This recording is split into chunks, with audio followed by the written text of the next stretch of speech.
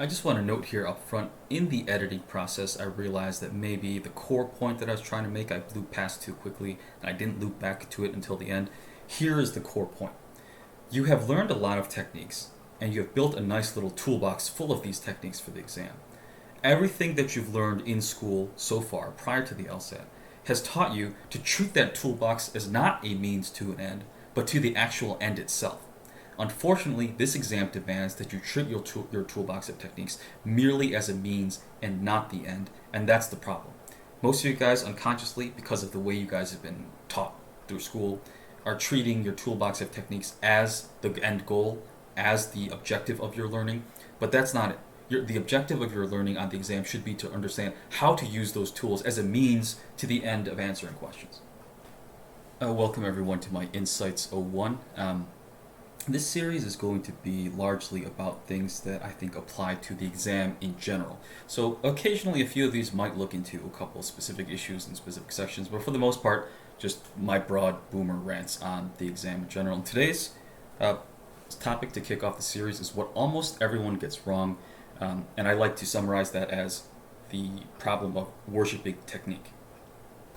So to start off the conversation, when I say people improperly worship technique, what do I actually mean by technique? Let's just start it this way. Over the course of your study, you've probably heard a lot of fancy names, stuff like necessary versus sufficient assumptions, weird LG labels like, sequencing twist 1, and there's plenty more. That barely scratches the surface of all the specialized stuff that you come across. Each of those fancy names usually gets a special technique to go along with it. So being the good, studious students that you are, you guys have probably taken all this stuff and amassed a big old toolbox. That toolbox full of those special names and techniques, that's what I refer to technique with a capital T. And that's what I'm referring to when I say people are improperly worshiping technique. So what do you do with this toolbox? Usually you take the toolbox in hand once you've kind of learned all the things and put everything in it. You run towards the LSAT expecting to fix all the problems it throws at you with the tools in your toolbox. So far, I haven't really described anything inherently problematic. What is the actual problem with technique? The problem is this. It seems like all the time, all the effing time, the exam throws scenarios at you that don't neatly fit the set of tools that you have in your toolbox. What happens after that is you guys tend to get super scared and just lock up, just get stopped cold. It doesn't matter if it's a passage game, whatever. If something just doesn't fit how you see your toolbox, you're done. That's the problem that all of you guys have repeatedly. Here's the thing. The problem is not the tools. I'm not throwing shade on 7 Sage, on LSAT Demon, on any of those other folks, LSAT Hacks, Test Masters, whoever it is. Those tools are fine. They have been developed by a lot of smart people over a lot of years, and those tools themselves work. The problem is you. It's inside your head. Specifically, just having the toolbox warps the way you look at problem solving. There's a popular / common adage, when all you have is a hammer, everything starts looking like a nail. Of course, that has a couple of different applications, and it's not exactly what we're going for here, but there's an important aspect of this saying that I want to highlight for your purposes. The saying above highlights the abject failure of failing to approach a problem with the mindset of actually solving the problem itself, but instead trying to squeeze and reinterpret the problem to fit whatever tool you brought along with you. Again, that's a failure.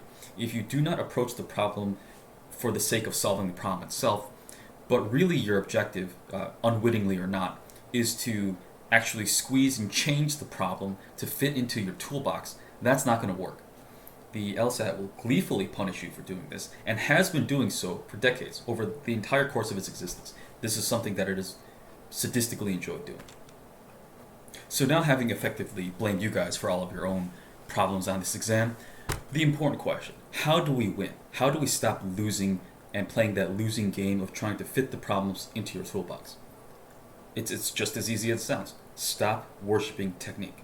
The point of the exam is to answer the question in front of you, and it is not to check off all the boxes of your toolbox, all the things that you have learned to kind of do the checklist for and just make sure that you're covering all your bases. That's not the point.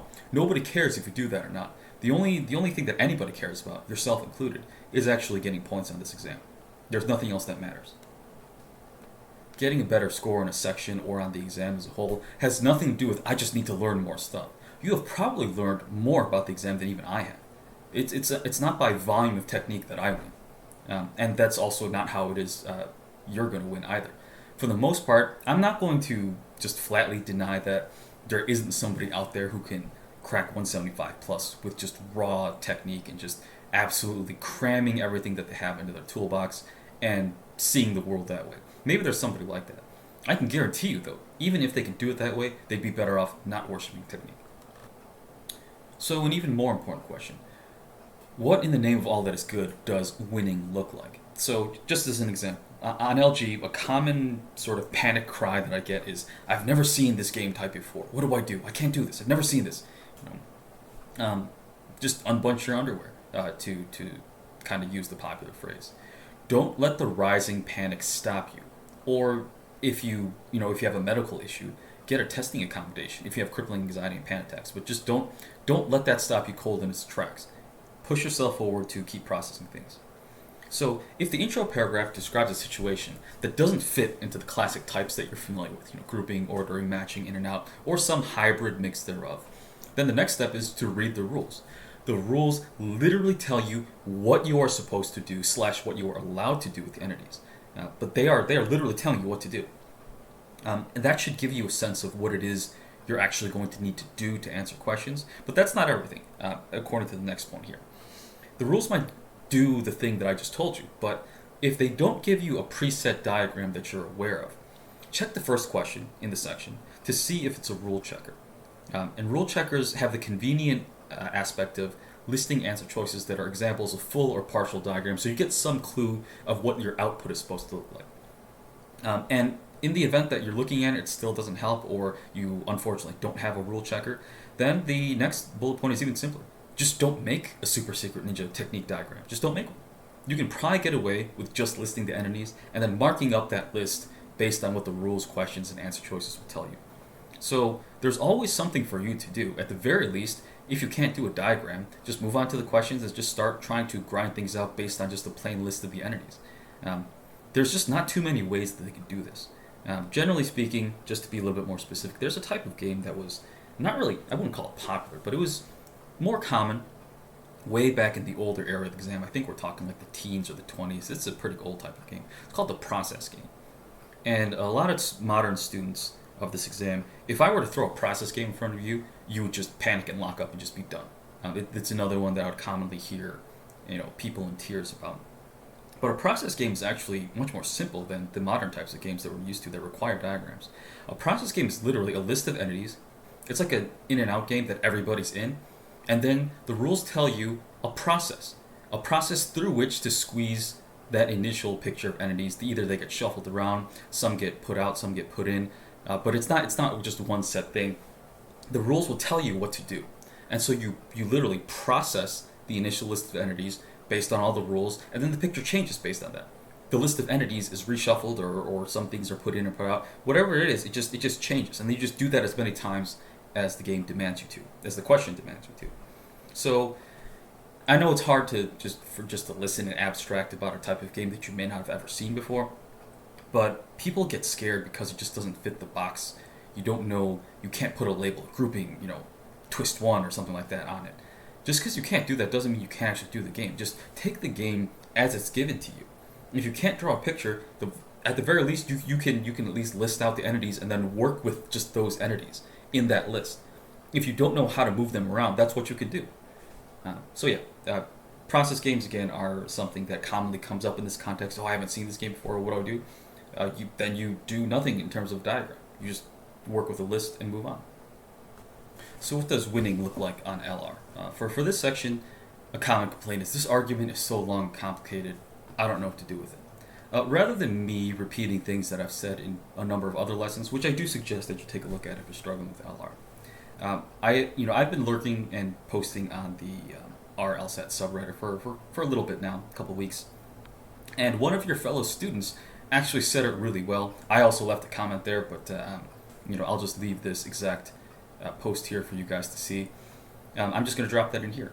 And so this person identifies himself as somebody who started in the mid-160s and are trying to break into 170s, probably where a lot of you guys are at. And I just wanted to call your attention to the red part. Just before that, when you start to study too much, you get lost in the details. I suggest that you generalize every argument um, in as general terms as you can and simplify the question. This sounds so similar to what I've said that I wouldn't be surprised if some of you accuse me of making a post and being a plant. I assure you that I don't care enough to do that, but I'm just very, very pleased that somebody, either they've watched my videos and not acknowledged it, or perhaps even more likely they just came up with this on their own. But this is great truth. This is a truth bomb, and it's not just me. Obviously, it's not enough people I think are saying this or are realizing this, but generalization and simplification is what it takes. This stuff looks and sounds complicated, but it really isn't. So this person, of course, goes into greater detail later on, and none of what they bring up, I would say, is actually wrong. It's pretty correct, but the red box is what matters when it comes to simplifying LR. Now, you don't have to try to make every single argument fit the neat, is this a necessary versus sufficient assumption? Is this a, parallel except whatever? I don't know. There's a lot of terminology for LR, but perhaps not quite as weird and arcane as LG. But there's more than enough terminology there. And of course, I don't care to know any of them because I don't have to, and I really think that it's counterproductive to teach it. So that's even more incentive for me not to care. But I would say that's the same case for you. So I'll give you a little bit to read the rest of the post if you're interested. You can you can kind of search for it on the subreddit if you'd like to. It's not like the hugest, several hundred upvotes post, but I think it's important enough. And so my apologies, Spirited Ocelot, if you ever get wind of this and you didn't feel like having your name outed here, but it's fine. This is good. I'm just doing this for to show that there's somebody else out there who gets it. And they've probably said it better than I could have because I'd just be kind of rambly and insistent and aggressive about it. But I think this person is absolutely correct.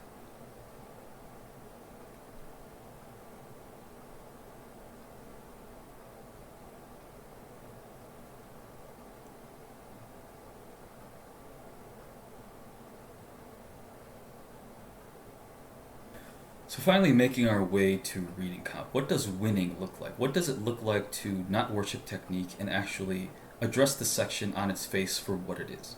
The most common context in which I have to address this problem in reading comp is comparative reading. And generally speaking, the single most common complaint that I get is the comparative reading sucks. It's the worst ever. Like, I can't handle it. And I don't blame you guys. It is different. It's weird, and it does always require some sort of adjustment.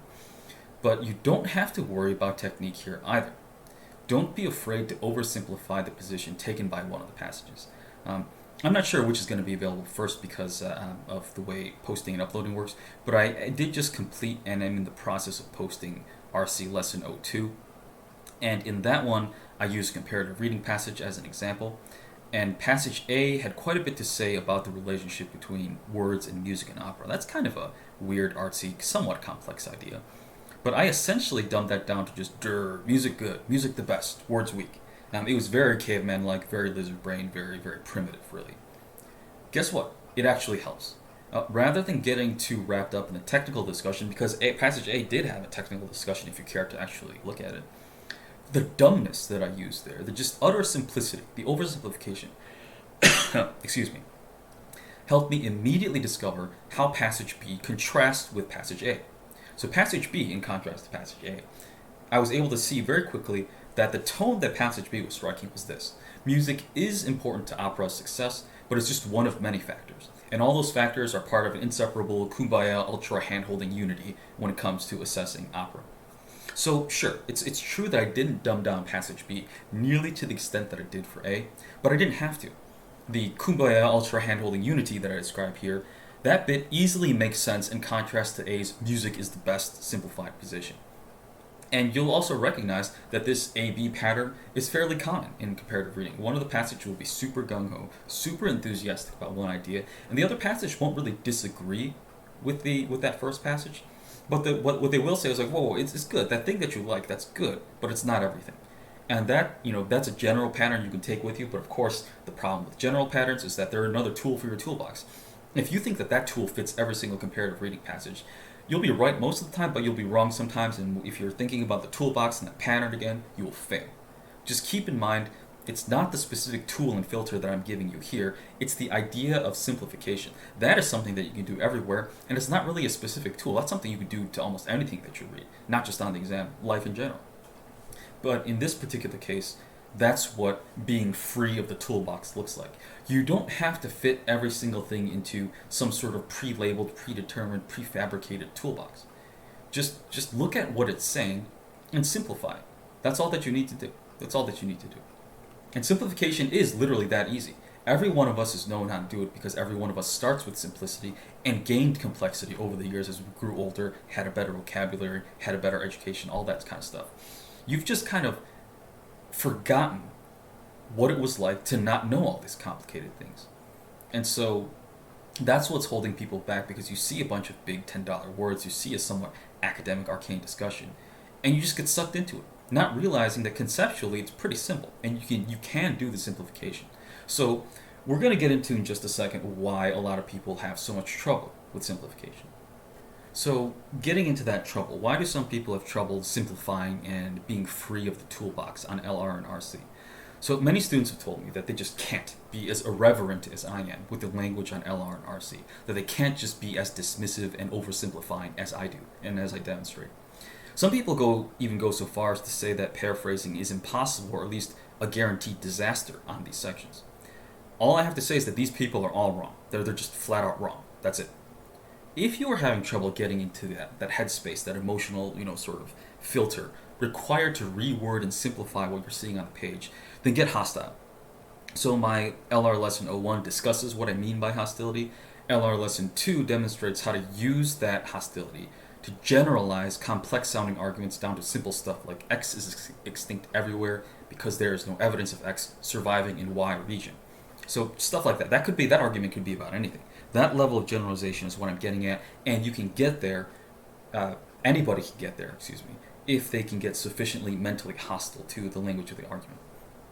And finally, every RC lesson demonstration that I have up, it's just a total of 3 at this point really, but every one in the future as well, also has a baseline disrespect for the complexity of the passage. Particularly, RC Demonstration 1 and RC Lesson 2, both of which have feature comparative reading, demonstrate this front and center in terms of my oversimplification and my insistence not to really fit it into any kind of specifically labeled filter, but just be like, okay, what is this person saying? It's actually an extremely simple idea. Oh, what do you know? And then just using that and building on that as I go along. We don't have to play their game, and the exam certainly isn't going to play your toolbox's game. And so really what it comes down to is if you're having the toolbox technique worshipping mindset that most people just naturally get, everyone's just playing a different game and talking past each other, and that's why this exam is as terrible as it is for most of you. And terrible is a subjective word in the sense that there are so many of you who you can just feel in your bones that the kind of stuff that you need to win, to get that 170 plus, it's not beyond you. It's not beyond your mental abilities to get that number of questions right. But there's always something that gets in the way, and I'm suggesting that it's this toolbox issue that's getting in the way. Every time something doesn't neatly fit your toolbox, you're just not moving, and you're stopping, and you're losing time. And if you lose time, you lose questions, and that's losing the game entirely. So to be free of the toolbox, do the kinds of things that I suggested here. So kind of in a closing note here, don't feel bad if hostility and the freedom from the toolbox doesn't naturally come to you. That feeling that you get that this isn't intuitive or that it's hard to do, that's almost 100% due to what school and society has trained us to do all of our lives. I do expand on this a little bit more in the LR lessons that I've already cited here, but just suffice it to say that we have been rewarded for not pointing out logical flaws, and in fact we have been rewarded for the opposite, seeing that somebody else has left out important information and literally filling in that blank. That's what we get head pats and points for. So that kind of thing is just absolutely disastrous for this exam, where it is our job to be that guy. It is our job to be the person who doesn't just paper over the mistake and just is interested in moving past it. That's not what our job is here. Our job here is to be that guy who crosses their arms and refuses to take another step forward until the logical deficiency, the missing information, has been addressed. That's what this exam wants us to do. And so on that note, I did just go on a whole scree about, don't worship technique. Technically, if you wanted to put it that way, what I've described here could be codified into technique if you want to. Feel free also to not do the whole hostility thing if it doesn't work for you. Just know that not doing so leaves you particularly vulnerable to the various forms of language sadism that this exam will dump on you. They've done it for decades and they'll continue to do it, and they will gladly do it to you if you don't take some measures to immunize yourself from both the language on the page, because if you don't do that with the language on the page, you're probably also trying to fit the language as you see it into your toolbox of all the stuff that all those other people have taught you, and it's not going to work. It's going to work maybe into the 160s, but past that point, the toolbox will almost always fail you because they know that's what you're doing. But yeah, a little bit more on why the toolbox thing is such a problem just before I kind of close this out. I think the best way to put it is this. Everything that school has taught us, aside from just that sort of socialization in terms of trying to just move past the fact that people have given you incomplete information and literally filling in the blanks to get points. In addition to that, the way our academic progress has been guided thus far has included a lot of emphasis on learning the technique. What a lot of exams are interested in seeing at the high school and maybe even early collegiate levels, I would argue. Having been out of college for so long, I don't know if it's changed or if if there's a wide difference between regions on it. I don't know any of that, but from my experience, what exams actually do, regardless of what your instructors and your professors think those exams are doing, what those exams actually do, they're just trying to figure out what's in your toolbox. Their objective all semester was to give you a toolbox that arguably you would go on to a PhD program or into the field and use that toolbox somewhere else. But what school was interested in giving you was the toolbox. And so when you're tested in school, they're trying to figure out if you have the toolbox. So naturally, your job has always been to gain a good toolbox and then demonstrate that you have that toolbox. They're not really that interested in application. The applications that most undergraduate programs ask for on your final exams and whatnot, aside from the weird engineering folks that are probably not taking this LSAT, but for most of you who are fellow sort of social science majors like I was, the proving that you have the toolbox was the objective of the semester, really. And so of course we become obsessed with building that toolbox, because the toolbox is the end. It's not just a means to an end, it is the end, it is the goal. And so you take a bunch of people who have been trained and have been graded very expensively in college, I might add. Tuition is not cheap for anybody. We've just spent a lot of time, a lot of money, and a lot of stress in a world that has flooded us and indoctrinated us in this idea that building that toolbox is what matters. That's what we get grades for. That's what props up our GPA. That's everything. That toolbox, having a toolbox is just it's everything to us in college. And then you get put into a situation where the toolbox is no longer the goal. It's no longer the end. It is only merely supposed to be a means to an end. And you don't even know that's what you're doing. You don't even know that you are placing the toolbox and elevating it to the end goal rather than just merely a means to the goal. And that's why this exam is so difficult for so many people. And again, a lot of people think that when I rail against the toolbox that I'm throwing shade on all the other test prep people out there. I am not. I most certainly am not. I have nothing but the utmost respect for a lot of my colleagues who are much more organized than I am. And they have spent a lot of time, money, effort, and just blood, sweat, and tears to come up with these tools that you guys are all putting in your toolbox. And none of them are teaching you to use the toolbox the way you guys are. This is just something, this is not really anybody's fault. It just happens based on what the system and the world that we come from. So be very careful. Be very careful. I'm not saying that you guys are intentionally doing this, even though my insistent and aggressive tone may imply that sometimes. That's not the case. I sincerely do believe that this is an unconscious process, and that's what's holding people back. And you don't even realize you're doing it because nobody's really taking the time to tell you this. As far as I can tell, I'm really the only one who is spending however many minutes this turns out to be just yelling at you about this. But that's the truth in my mind. That's the reality. So yeah, get rid of the toolbox and win. All right. So if you made it this far, thanks for staying. And just a little note here. If this got to you on some level, if I got under your skin, if this anchored you, that's a good thing. Because again, this is an unconscious attack on the way we have been raised by school all of our lives. So if you don't like anything that you heard here, email me to demand an explanation or demonstration of something that you feel was challenging to you and that doesn't kind of fit this freedom from the toolbox discussion that we had, and I'll gladly do it with you live on a one-on-one basis. And depending on, and generally speaking, it's not going to take us that long, so I probably won't even need to charge you guys for it. It'll be free for the most part, unless you have like several that you all want to do. Then if it's a couple hours, you're gonna have to talk to me about rates and stuff. But yeah. And as usual, like and subscribe to help the channel. The vast majority of you watching, so many more of you watch than actually subscribe. Help me grow the channel. Help me make this a self-sustaining effort. So hit like and subscribe and all that stuff. If you have further questions, you know how to reach me. And if you don't, it's this email address in yellow right here. And finally, if you need practice materials, I do recommend only using the official LSAT materials. The issue with doing it through their Prep Plus program is that I think there are some limitations as to how many times you're allowed to do that. I keep hearing about various limitations and a few inconveniences. There is very little replacement for just having the paper and pencil version that they sell you in the books, and that's why I still recommend those. Links to those can be found in the pinned comment below. Thanks again, and I will see you in the next one.